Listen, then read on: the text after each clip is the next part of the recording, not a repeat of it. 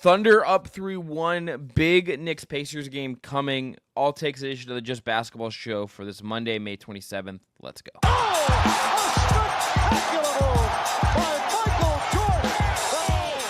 LeBron James with no regard for human life.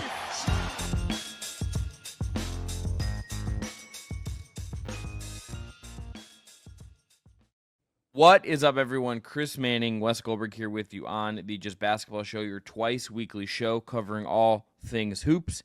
If you have not already, please subscribe, rate, review on your podcast platform of choice, and hit that notification bell for new episodes, new drops, all that stuff. And we are, as always, powered by our friends at BetMGM. That's right. If you haven't signed up for BetMGM yet, use the bonus code JustBasketball. You'll get up to $1,500 in a first bet offer on your first wager with BetMGM. Here's how it works.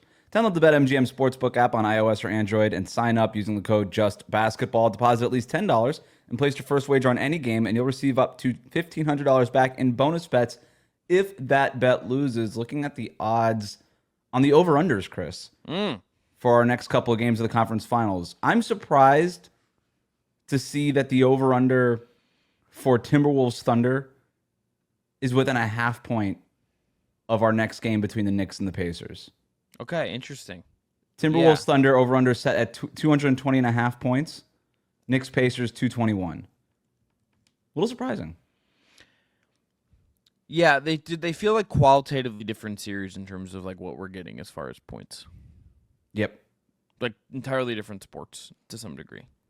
I almost take the over on the Eastern Conference Finals and the under on the Western Conference Finals and hope that at least one of them wins and I don't lose both. But knowing my luck, I would get that $1,500 back in bonus bets because that bet will lose. Just make sure to use the bonus code JustBasketball when you sign up. Gambling problem, call 1-800-GAMBLER. Must be 21 or older to wager. Terms and conditions apply. All right, round of takes. We're going to start West Coast, and I'm going to start with the Thunder West. And it's about Chet Holmgren, and it's about Jalen Williams.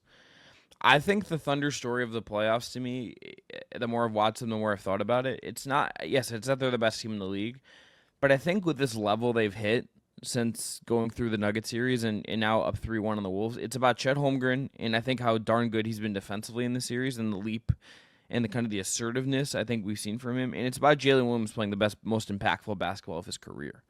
I think those two guys, more than the Shea stuff, more than Dort, more than like any role player success, I think this is the playoffs of those two guys and them elevating. And it's not something that's just going to pay off maybe with a title this year, and they're definitely the favorites to get there.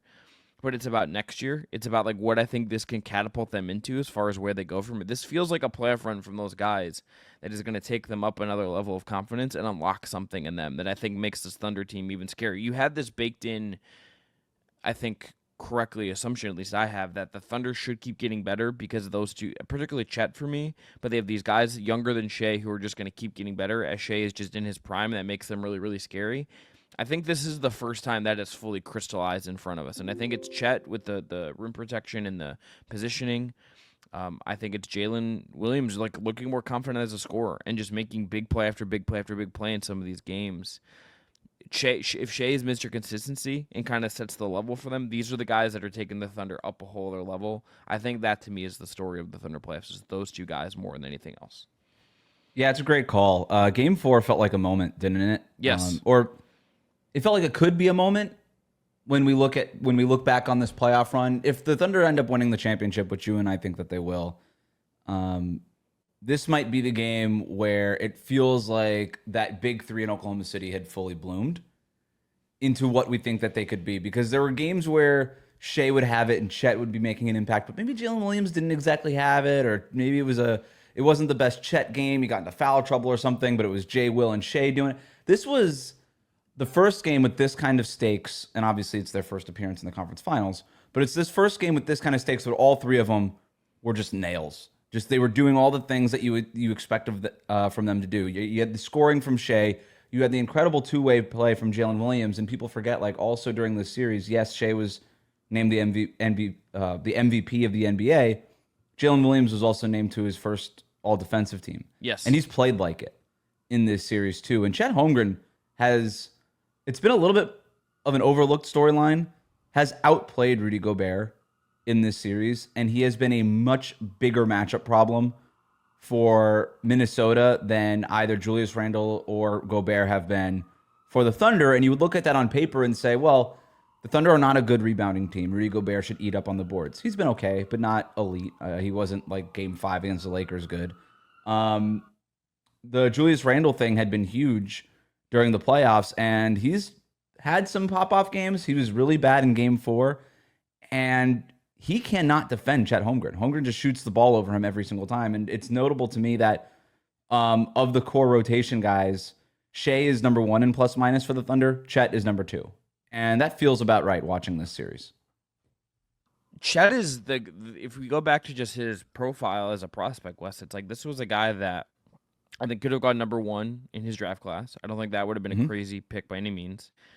I think we've known that, I think in like a different situation, this is a guy that would have been handed the keys to a franchise to some degree. We would have seen a different version of him. But he goes to the Thunder, he's with Shea, he's with all this other great talent. I think it's like an interesting case study of like how a guy can end up in these spots and how they can kind of rise up in a certain way, right? It is like he got time to kind of figure this out and play winning basketball and figure out confidence. And then you're seeing him in his hometown, mind you, like now get to do like stuff that's going to get him on defensive, I think, player of the year list in future years. Stuff that's going to get him on all defensive teams. I think there is an all NBA like possibility future for him still in the future with what he can do on both ends of the floor. It's like a unique. It's why like if you're looking at like this modern era of like really interesting bigs, I think of him, Jaren Jackson, Mobley, Wembanyama, obviously. There's like a really good case he's 2 on that list behind Wembanyama because like the offensive stretchiness is there. It's really organic. It's really clean. And it just feels like every time we see him hit these levels, it is like up and up and up and up. And it's like, this is a guy I want. There's a really good story from the Pioneer Press, a paper up in the Twin Cities, about like how, because he was coached by Jalen Suggs' dad, talking about how the vision for him has been KD. Like that was always kind of like, I can turn you into KD. And he's not obviously quite that. And like no one really is. KD's one of one.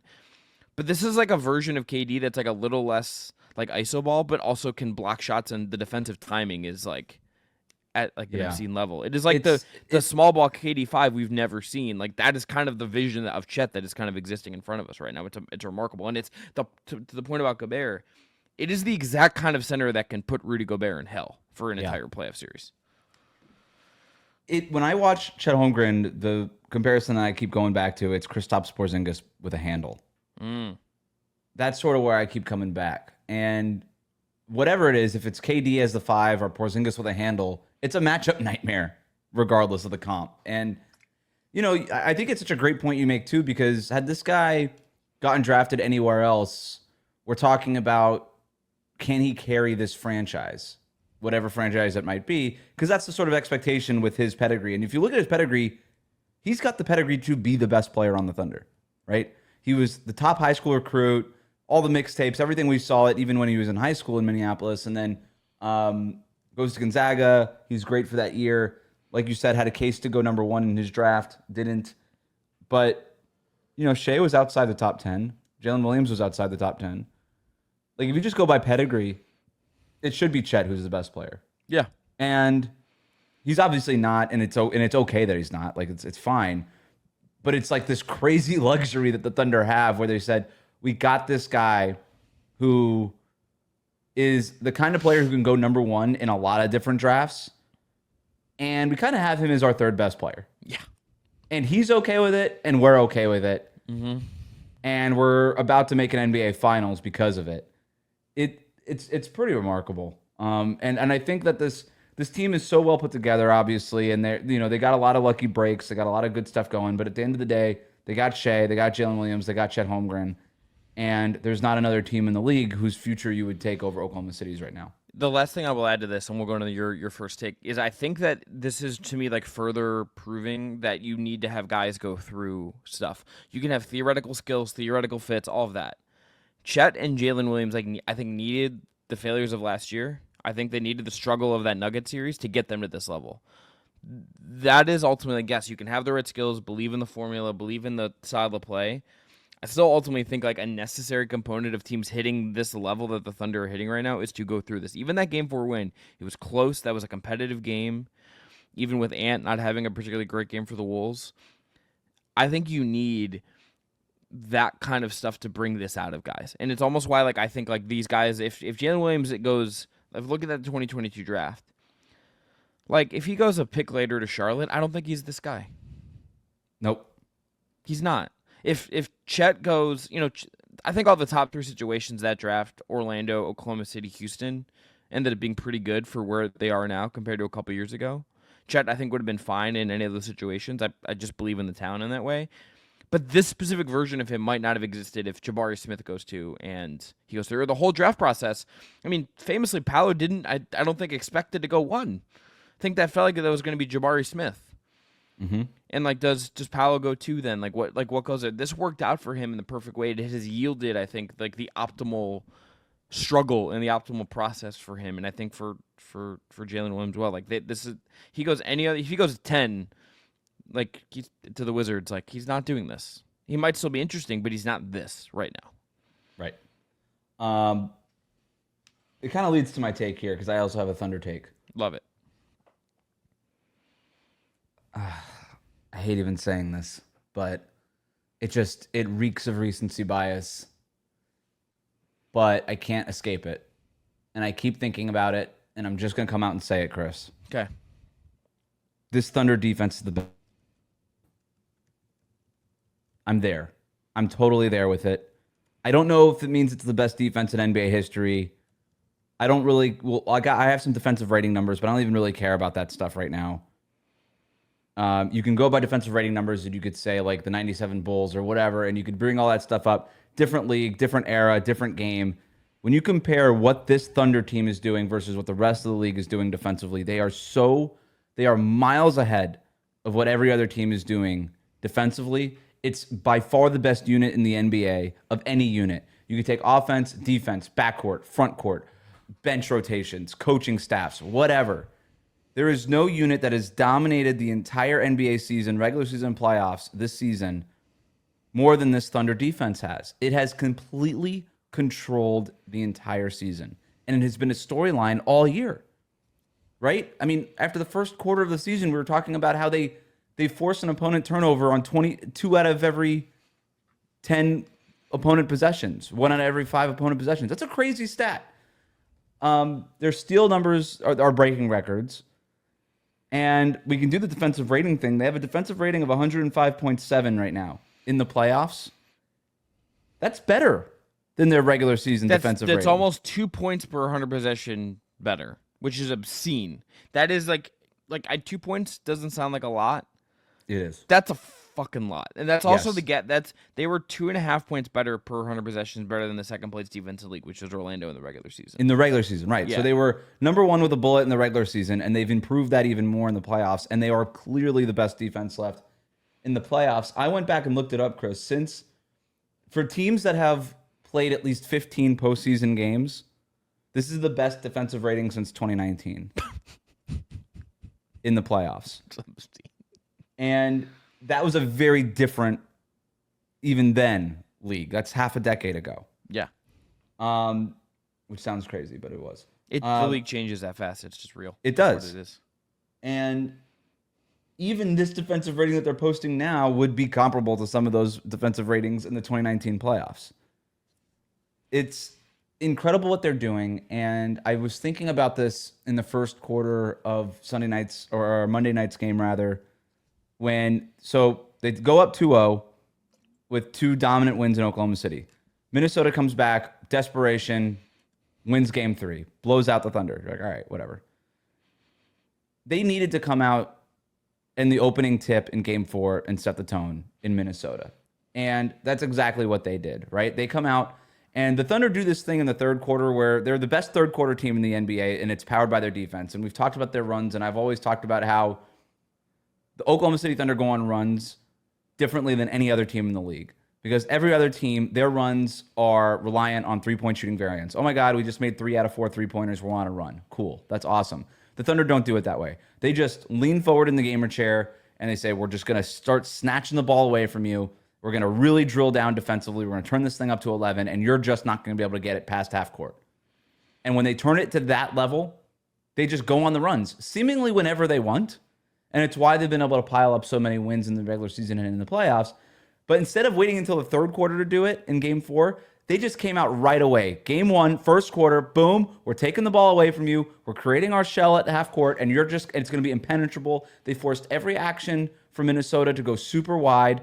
The Timberwolves could not get into any of their triggers or any of their actions that they wanted to go to. They had 4 steals and forced 7 turnovers in the first quarter alone to set the tone of that game. And I know it was close for a little bit. It always sort of felt like the Thunder were in complete control. And as soon as those 3-pointers that Minnesota, those long threes that Minnesota was forced to take, as soon as they stopped going in, the Thunder pretty much ran away with the game. Anthony Edwards had something to say in the second half, but it always just felt like the Thunder were in total control of that game, despite whatever the score might have been. And of course, they go and win that game and take a 3-1 lead. It's remarkable to me what they can do defensively whenever they want. And I've got a ton more things to say about this defense, but I'll throw it to you now because can you remember a defense? Again, this is the best defense I've ever seen. So yeah. I wasn't looking at defensive schemes in the 90s, right? Like I wasn't like, oh, wow, That's interesting how Kevin Garnett at the 5 is trapping those ball handlers off those pick and rolls. Like I wasn't thinking about that. This is as a mature adult-ish kind of person. This is the best defense. Yeah. Well, I'm going back like 10 even when I was a teenager and started to really figure out what the NBA was about. This is the best defense I've ever seen. What about you? Let me put it this way. I don't think I have feared a unit in basketball this much since the Durant Warriors on offense. Well said. There has not been a unit on either end of the floor that I just was so sure could dominate a game in the way that the Thunder offense did. I watched the Thunder. Like there are plays I think when we cover games, go to games, it just gets seared into your mind. I think that's true for me. It's true for fans. There is a Kevin Durant shot from the 2017 finals. Cavs played the best game they did that whole series against OKC that first Durant year, and it was just like the Cavs defended their butts off that game. Was at home, all that. Kevin Durant is just able to dribble up the floor and hit a pull-up 3 over LeBron, ices the game. They had an answer for everything. When they needed to just go to this like very simple thing, they could do it. When they needed to do the Curry complicated ball movement, Kirk Kumbaya stuff, they could go do it. They could problem solve for every single offensive, defensive thing thrown at them, and they would come out on the other end. The only other teams that have come close to that, it's like I think Jokic processing in that title run is up there. I think the Celtics at their very, very best on offense could get there, which is how, just mathing, which isn't quite as sexy, but it was a thing that really, really worked. The Thunder defense is like the equivalent of that. Mm-hmm. They can go in any game and pressure you and dominate you and throw different looks at you and mix it up and do anything they need to do, and they will suffocate you for 48 minutes. Like, they will absolutely just wreck you for 40 minutes. They move you off your spots, and we're not even talking about like, oh my God, they have this guy in the post who you just can't get past him. You can't post him up. No, they don't even let you dribble past half court. No, like once you get to your own logo, you've got problems against this Thunder defense. Yeah. And I think about like, how the NBA compares to the NFL and vice versa quite a bit. I don't know why. I think it's natural. Like I was actually thinking about that in this discussion because we don't talk about basketball units in the same way we talk about like a really good defensive unit that define it. Like when I was a kid, it was like the Tampa Bay Buccaneers Tampa 2 defense was like a thing. Mm-hmm. It's like the Chiefs offense and how it reinvents itself is a thing. It's like let's talk about that Tampa 2 defense because what you're seeing now in the NFL, like the sort of in vogue defense, is sort of a cousin or like a byproduct of the Tampa 2 defense, which is we're gonna play our high 2 safety shell. And you see teams trying to limit explosive plays by playing this high shell defensively. They just drop their safeties back and they say, we'll give you the stuff underneath for the most part, but you're not going to get these explosives on us. You're not going to get these 20, 30, 40-yard passes on our defense. And that's sort of what the Thunder have going on basketball version. They have, in the way they've constructed their team, built a shell defensively that is impenetrable at times, right? You look at their personnel on the perimeter, their perimeter defenders, Shai Gilgeous-Alexander, Jalen Williams, Alex Caruso, Cason Wallace, and Lou Dort. And that's not even including guys like Aaron Wiggins and guys like that who come off the bench and do a fine job. All of those guys are high-level defenders who are long and problematic and strong. And they just rotate them, right? Like SGA and Dort come off, Caruso and Cason Wallace come on, and they don't lose a step defensively. And they are just hounding people on the perimeter, right? You can literally see it. Like there are times in the game where they create quite literally a shell, right? They have like this half circle around the 3-point arc, and they extend it up, right? Up closer to the logo, mid-court, and they force and they say, you're not going to be able to just dribble into your actions. We're going to make you work for it. And they force you to go wide, and they force you to do crazy things. And in that first quarter against Minnesota, like Naz Reid and Dante DiVincenzo are heaving like 30-foot three-pointers just because that's the best shot that they can get. DiVincenzo took one, it was like 9 seconds left on the shot clock, like pinned to his own sideline from like 28 feet out. And he took it because he was like, I have a sliver. I got to take this now because I don't know the next time I'm going to see daylight. It's just wild shit. Yeah. It's absolutely wild. And they've created this shell, and then they have the length with Chet Holmgren and Isaiah Hartenstein behind it to cover up for, okay, if you throw it over the top, we've got these huge centers closing out on you. It's a perfectly constructed defense. I've got no notes. Like there's nothing you would be like, they're missing this. I would add this to their defense. They have every archetype of the modern NBA. They have big wings and big guards. They have guys they have smaller guards that can beat their asses off in Cason Wallace and Caruso, obviously. They're versatile at about every spot. They have the traditional wing defender lockup guy in Lou Dort. They have bigs who do different things. Like they have there's not like a defensive weakness on the roster. There just isn't. There isn't a thing I think they couldn't do. If like Mark Dagnall's like, hey, I want to run a 1-3-1 with this personnel, and here's how I'm going to do it, I'd be like, yeah, I trust you to do that. I trust you to come up with something insane on the fly because of the personnel. It's remarkable. It is. There's probably like if I was like another team. If I would like commission like a really smart guy in my front office, I think, to reverse engineer like how they built this and what you can learn from that. I don't know what you can. Some of it is luck. Some of it is unknowable from the outside, I think, without like access to scouting reports and all of that. But I would be really trying to figure out how you do this and how they did it within the modern cap, within the budget, aside from just drafting guys. Like it's not as simple as drafting guys. It's a great case study in sort of that weak link theory thing, where they removed Josh Giddey, who was a weak link defensively, and replaced him with Alex Caruso, who's elite defensively. And the Thunder's defense was very good last year. It wasn't this. And that's not even mentioning the Hartenstein part of this, right? And how important he is for them defensively. Yes. But just swapping out Giddey so that opponents don't have that weak link, that weak spot that they could just poke at.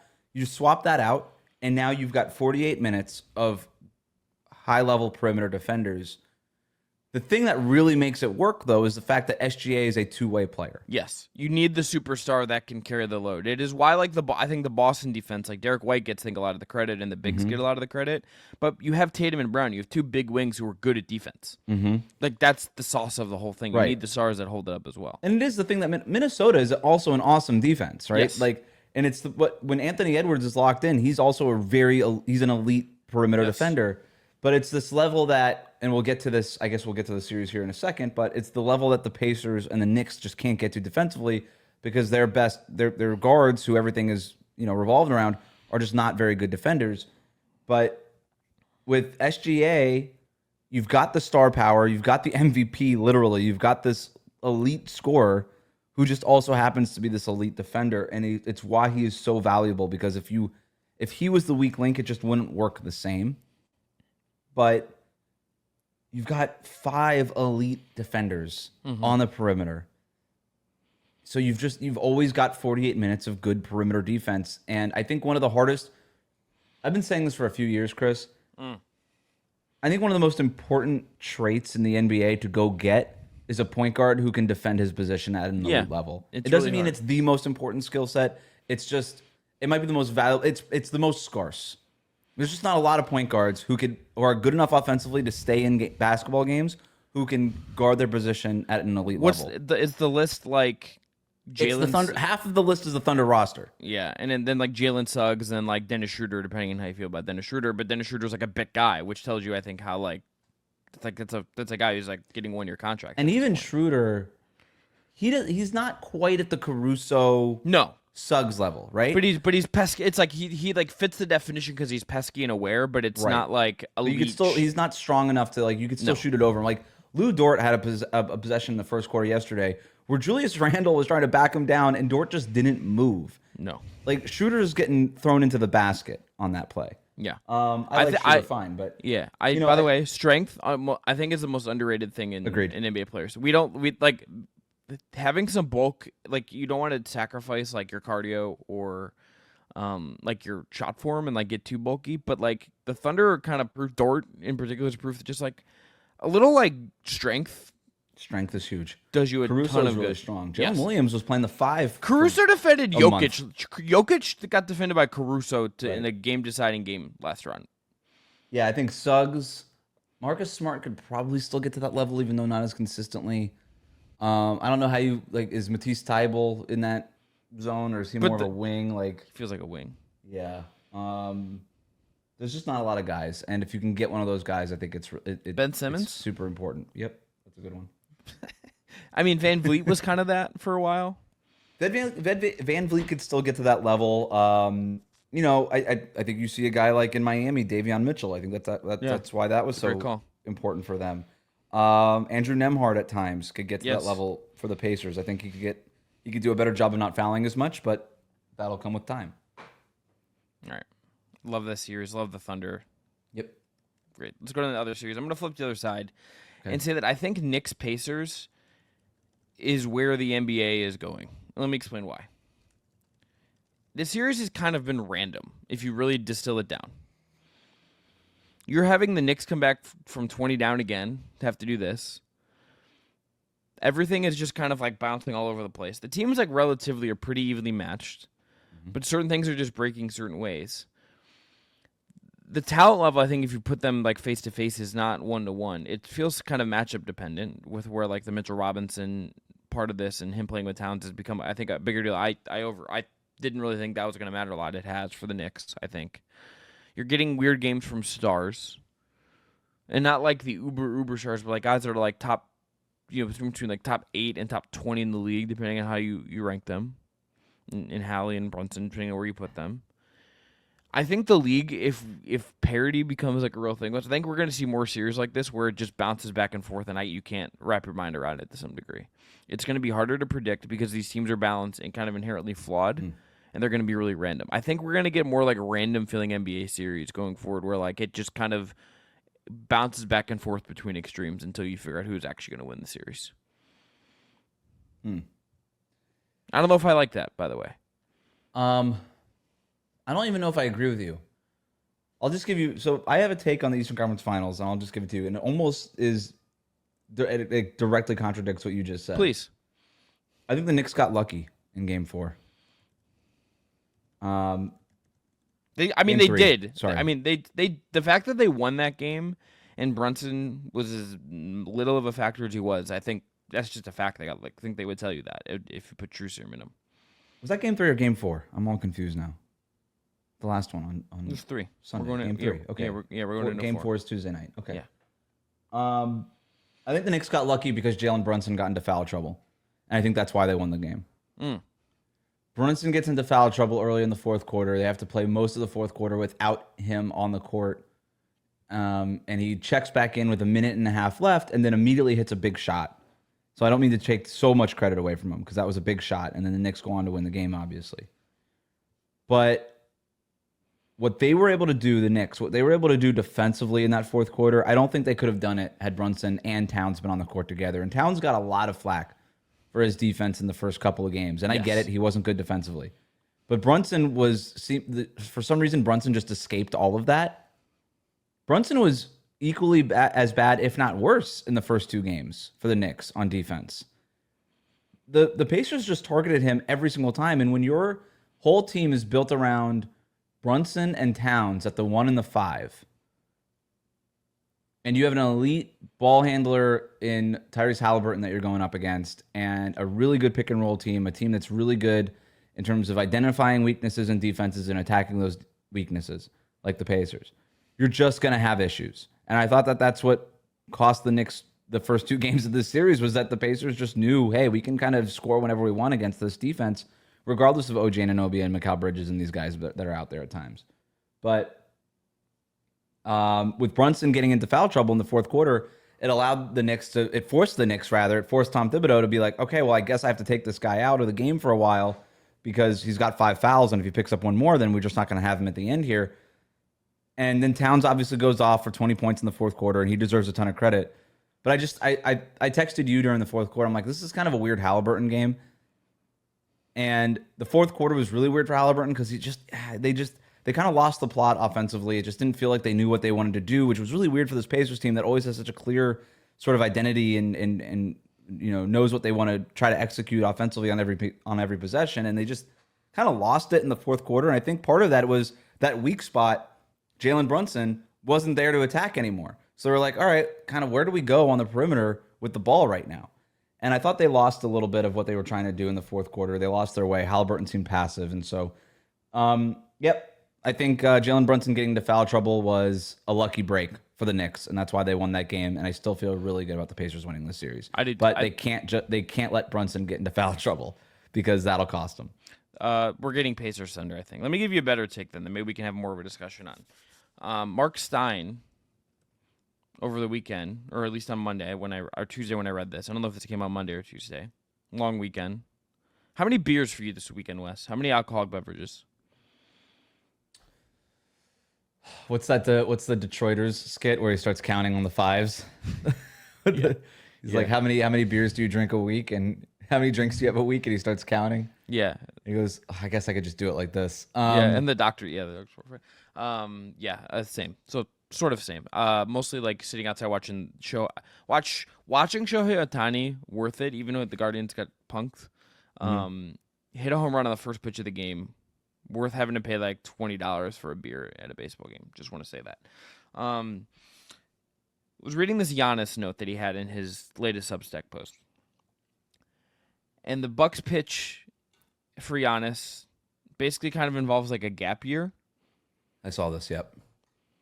Giannis should not take a gap year. No. Like, I'm sorry. If he wants to be loyal, that's his choice. It is his choice as a man to do so. This is a 30-year-old in his prime, still one of the best 3 players in the world, capable of winning a title right now, superstar. I don't know what the ultimate he wants. We don't, I think, fully know that yet. But this is like a guy in his prime. He should not have to settle for wasting a full year of his career. And I understand Bucks fans will feel, I think, sad about this. And this probably is the best pitch for the Bucks. Especially with the Dame part of this. You can't even lie to yourself and say Dame and Giannis can get you somewhere. I don't even think a gap year is really enough to solve this thing. They would need 3 years of patience from Giannis to really turn this whole thing around. He should not have to wait a year to go competing for titles. This is his prime. This is now. He owes it to himself to not settle for a year of nothingness and wasting a year of his career just because for that. That is not how the NBA works. That is not how life works. He doesn't have an infinite amount of time. He has probably 4 or 5 more years near his this is in him in his absolute physical prime. How much longer does that last? He should be somewhere where he can compete for something real next year. It should not just be, hey, we won. Remember when the Bucks won the in-season tournament and that meant nothing? That happened this year. Yep. He shouldn't take a gap year so they can sort stuff out and maybe in a year be in a better spot. This is ridiculous. This would be ridiculous if he does this. All right, I love this. We weren't planning on talking about Giannis, but this is such a great call. It's just there's more meat in the bone, frankly. There is, right, and we've got Knicks-Pacers tonight anyway, so we didn't want to spend too much time on it. How about this? I'll go a step further, just in the name of hot takery. If Giannis stays in Milwaukee this summer, he goes down as the most loyal superstar of all time. There's no fucking reason for him to stay in Milwaukee. Yeah. There's no reason. Mark Stein did a nice job of saying, yeah, our pitch is a gap year. All right, let me rephrase that. Our pitch is, hey, we're screwed this coming year no matter what. Sorry about that. Give us a chance so that in a year from now, maybe there's something else we could possibly do. But that's the pitch. Even in a year, the Bucks are still able to trade 1 first-round pick. Damian Lillard is still on the roster, coming back from an Achilles injury at 36 years old. You still have no rookies or young players worth talking about. Brooke Lopez is either a year older or gone. Bobby Portis is either a year older or gone. You have very little cap space to talk about because, again, you have Giannis and Damian Lillard on the books. And Kyle Kuzma is still there. I don't like... Eric Neem wrote this piece right after the season for The Athletic talking about, hey, here's the Bucks pitch. Yeah. Let's go into the room and talk about the Bucks pitch. And the Bucks pitch was, run it back, but this time Gary Trent Jr. makes $14 million a year. That's the pitch. It's so bad, dude. There is no reason. Look, I'm sorry, Milwaukee. And part of me does hope that Giannis stays in Milwaukee. It would be cool. It would be cool, and it will. I don't even know if it would be cool. I mean, I kind of want to see Giannis like Jokic. I want to see these guys at the top of their games competing at the top of the sport. Yeah. And there is like I think a level of it that could be cool if you could do it in the same place your whole career and not have to do this. It's why like I think part of the reason why like Mavs fans were so viscerally offended by trading Luka because it's like could you just have Luka, right? Hey, and that's why I'm saying like people are like if I tell you that Giannis is the if Giannis stays in Milwaukee after the summer and I come out and say that's the most loyal superstar of all time, people will immediately throw Jordan at me, Steph at me, all this stuff. I'm like, you know what Jordan had? Awesome teams for an entire decade. You know what Steph had? Awesome teams for a decade. And really and competent coaching, front offices, stability. Despite what Michael Jordan would tell you, for a competent front office that shepherded the 90s Bulls. They won 6 titles. 2 championship teams. They built 2 3-peat teams. They got him Scottie Pippen. They got him Dennis Rodman. They went out and got Steve Kerr. They went out and got all these guys for him. Kukoc, yeah. Yeah, Kukoc for the second 3-peat. They got all these guys. And in Golden State, okay, we had Klay Thompson, Draymond Green, Steph Curry. We fired Mark Jackson, got Steve Kerr. Boom. We got you Kevin Durant, which kind of won you 2 more championships. And nailed all the role guys. Barbosa was big for them. Being able to make the call to put David Lee Iguodala, these guys. Yeah. David Lee that first year. Yeah. Maurice Spates even for like a bit there was like useful for them. Spates shout out. Yep. Rotated through the centers, whether it was Bogut or Pachulia or David West or all these guys. Nailed all of those moves. And Giannis got 1 year of that. Then there were some injuries that affected a couple of the playoff runs. They had to make some changes. They did make those changes, and now the team stinks. There is zero reason for Giannis to stay in Milwaukee. And I'm sorry, I hope he leaves. I do, because this team stinks, and he's got no chance of winning a championship there. And I'm sorry, Milwaukee Bucks fans, but he got you a championship. It might as well have been the first in your franchise history. I know it wasn't because you won in the 70s, but it had been so long, and he delivered that championship. He did his part. He did it. He is so good that he deserves to go compete for championships somewhere else because he's not going to do it in Milwaukee. I will have whiplash with him in a Rockets jersey. It would look weird, right? Like it'll look weird. Mm-hmm. But it's the way he can compete. At least it's because it's not even like. I'm not super optimistic about the Nuggets, where they're going and how they're going to compete for a title with Jokic again. Like, I'm not. I can at least see a more plausible path for the Nuggets for flexibility and adjusting and improving than I can the Bucks right now. Yep. I agree. That like, it's not even a comparison. It's like when Eric Neem, who is one of the best beat reporters in the business, writes that story, that tells you everything you need to know about like the reality. Like, that is someone who's going to give you it as it is. And when it's like, hey, we can overpay for Gary Trent when we got him as a market bargain last year, kind of screwed. Yeah, and the whole other part of that pitch that Stein was talking about of, hey, give us a year to figure this thing out. Again, you look at their books, there's not that much that changes in a year. They do get a little bit more cap space. They get you take a gap year, get under the tax and all these things potentially. And then, but like I said, you're still only opening up a 2032 first round pick. So even if you trade your 2031, they could trade a 2031 pick this summer, but if they do that, then they won't be able to trade a 2032 pick next summer. So you're still this summer, next summer, you still only have one first round pick that you can move. Yeah. That's it. That's the pitch. And I don't even know that the East is wide open 2 years from now. To me, the East feels wide open next year. 2 years from now, Tatum's back, right? Like the Celtics the Celtics going back to the top of the conference seems like a plausible thing to happen. So I don't even buy the gap year thing for him. And if Giannis is smart and he looks at this objectively and just says, can I win another championship in Milwaukee? And you're telling me your best plan is just, hey, wait a year and maybe things change. To your point, Chris, you're absolutely right. Giannis at this stage, at 30 years old, he shouldn't be taking gap years. These players' primes are too fragile. It's not worth it.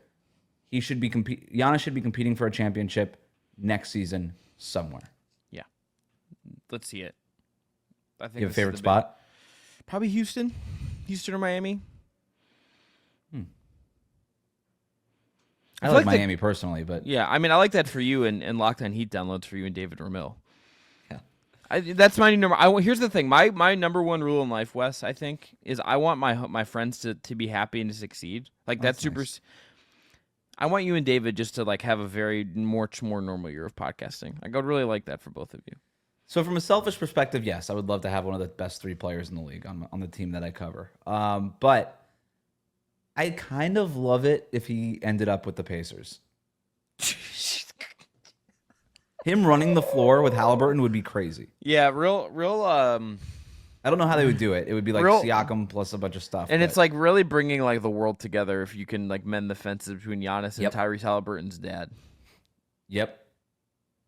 Also, you were ahead of this. I had not heard it before, and then it kind of picked up steam online. But let John Halliburton attend the games. He's back, I think he's baby. yeah. At this, They let him come back. It was, to me, 3 games too late. yeah. He should have been back as soon as the Eastern Conference Finals were starting. He should Agreed. have been allowed at Madison Square Garden for those first 2 games. It's Yeah. a shame that he wasn't allowed there. This is what we get so whatever. You know what? The guy talked to Giannis. Give me a break. People are like, oh, well, it could have been another Malice in the Palace. It wasn't.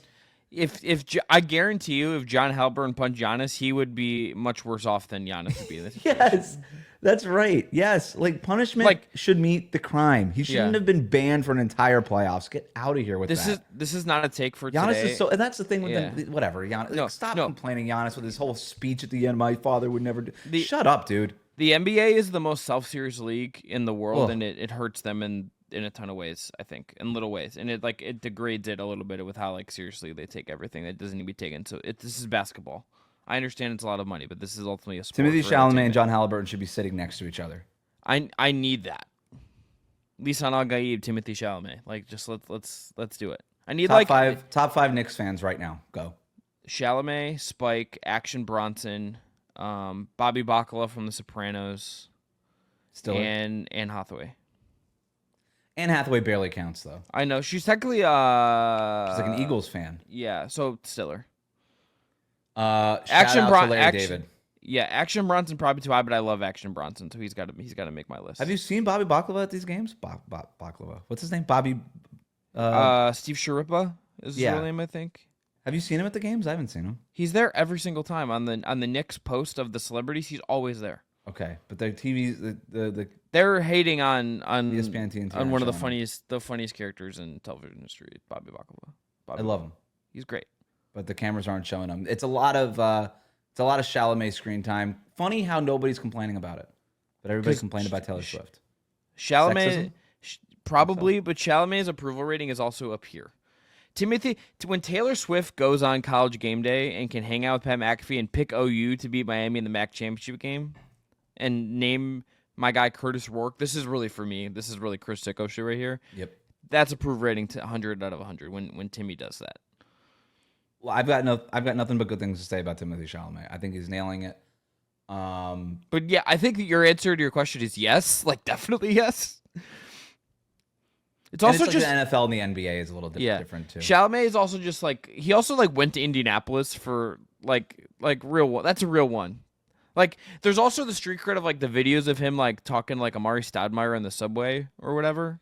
Right. He's been a Knicks fan his entire life, so Yeah. he deserves this, even though his team's going to lose here. Yeah. Any other takes, Wes, before we get out of here? No, I mean we've kind of hinted at it and pretty much just said it, but we're expecting Thunder Pacers regardless. I mean I think it's been a really fun conference finals on both sides, despite the fact that it feels like we know who's going to win. But like, are you there? Are you just like 100%? That's what it's going to be. Are you leaving any room for one of these teams to come back and switch it up? No, I think it's where we're going. I think if one of the teams were going to do it, I think it would be the Knicks. Same. But that I just don't see how the Wolves are doing it. I also just generally have this is the most I've enjoyed the playoffs in a couple of years. Same. I have found these playoffs to just be really compelling, really competitive. Yep. We're having a changing of the guard, which I think is always fun with the stars at the top of the league and who's getting there. I got in a heated. We'll end on this. I got very aggressively annoyed in a text because two of my friends brought up the ratings, and I said if we got Thunder Pacers, and I just don't give a shit. That's not my job to. If you worry about ratings, then I don't. If that's like your concern with the NBA Finals, I'm not sure you're like actually interested in basketball at that point. Like this is like it's my number one pet peeve with how we talk about the NBA. I think. Are these people that you're texting with just like, are they in the business or are they just casual fans? One of them is a Cavs season ticket holder, so they're definitely a little bit wounded right now. Okay. But no, they're not in They're the not in the business. So that is really weird, right? I always find it very strange. People do this, and I don't understand it. Yeah, people are obsessed with ratings as if it has anything to do. And first of all, we don't even really know how we're doing the ratings anymore anyway. It's not as easy as it used to be. But yeah, I'm with you. I actually think this is good ultimately for the NBA. Look, the ratings will go down if the Knicks aren't in it, versus what they could have been, rather. But if it's Thunder Pacers, the ratings won't be what the NBA hoped it would be. At the same time, I think it'll be a good thing for the NBA. Yeah. It'll be a lot like Jalen Brunson getting into foul trouble and Tom Thibodeau being forced to make a decision that's ultimately better for him. I think it's, hey, we know you wanted the big markets and the big stars, but you're going to be forced to acknowledge that we have a potential dynasty developing in Oklahoma City and one of the most fun teams of the last couple of years just playing this bananas brand of basketball in Indiana. You're going to be forced to recognize that and to showcase it and to sell it to fans. And hopefully we get a couple of stars out of that series. 100%. All right, I'm Chris Manning. That is Wes Goldberg. Back at you later this week with more than just basketball. Day TBD, I'm currently about to head on a little work trip. So we're going to find some time to record. We will have a second episode for you, probably reacting to the Thunder in the NBA Finals. Ooh. I feel like that's where we're headed by the time we record next. Jinxed it. Probably did. But until then, I'm Chris Manning. That's Wes Goldberg. Enjoy the hoops. We'll talk to you soon.